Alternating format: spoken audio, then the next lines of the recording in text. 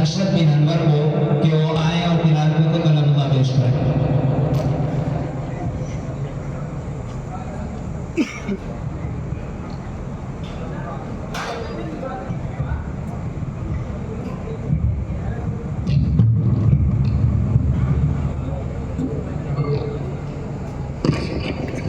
अस्सलामु अलैकुम व रहमतुल्लाहि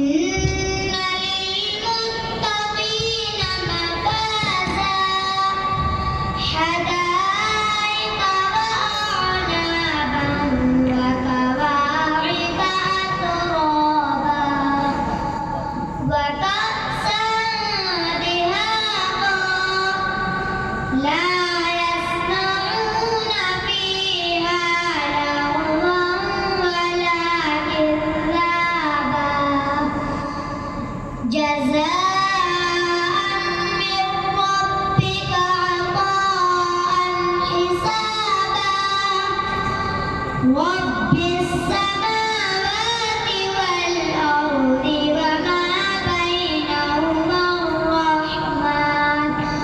وما بينهما الرحمن لا يملكون منه خطابا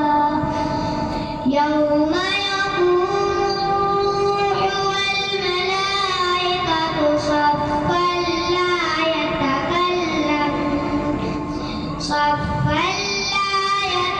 يتكلمون إلا من أذن له الرحمن وقال صوابا ذلك اليوم الحق فمن شاء اتخذ إلى ربه مآبا إنا أنذرناكم عذابا قريبا يوم ينظر المرء ما قدمت يداه ويقول الكافر